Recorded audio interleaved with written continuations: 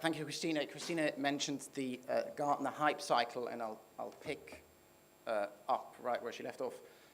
I'm the program director at the Center for Public Impact. We're a global not-for-profit foundation established by BCG, the Boston Consulting Group, and we work with governments all around the world on government effectiveness. We have a report out on artificial intelligence and the future of government.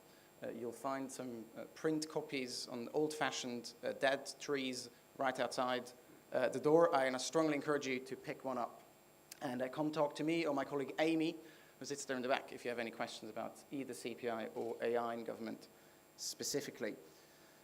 As new ideas and technologies come along, they absolutely inevitably go through a very predictable movement of emergence, and then a phase of excessive enthusiasm, and then followed by a phase of excessive disappointment, which only then is followed by a phase of gradual and practical adoption. Gartner, the IT firm, they summarized this story in the so-called hype cycle. And the story goes as such. We have a technology trigger phase, so technology emerges first. It then goes to the peak of inflated expectations, and we can all think of some technologies that probably deserve to be classified there. And then after the peak of inflated expectations comes the sad trough of disillusionment. Then we slowly move into the slope of enlightenment, and then finally, after a long and arduous journey, we reach the plateau of productivity.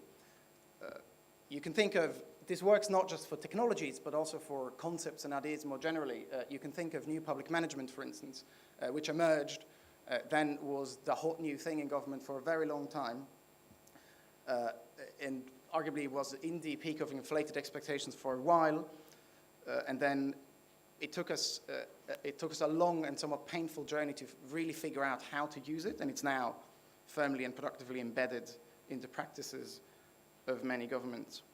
By the way, the one piece that's missing from the Gartner hype cycle, arguably, is the what I would call the trash heap of failed innovations. So maybe not absolutely everything makes it through to the plateau of productivity. But asking about impact rather than appearance can help us get to the plateau of productivity much faster.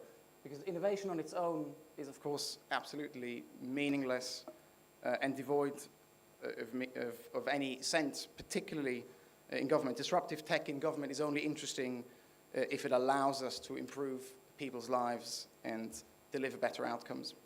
And the hype cycle is a bit of a toy, of course, but it can help us think in a more structured way where a particular technology is and how we might be able to move it to the plateau of productivity. So the question isn't so much, is something overhyped or not? The more interesting question possibly is, how can we move this from hype to productive use? So we combed through the program of today and tomorrow, and we picked out 8 technologies, or 8 items, if you will. And what we're interested in is, where do you place those technologies on the hype cycle? We've got AI and machine learning, of course, blockchain, intelligent assistants, big data and advanced analytics, the Internet of Things, cybersecurity, robotics, and quantum computing. Now, importantly, we're interested in where you place these on the hype cycle with regards to their use in the public sector, right, as it relates to the use in government.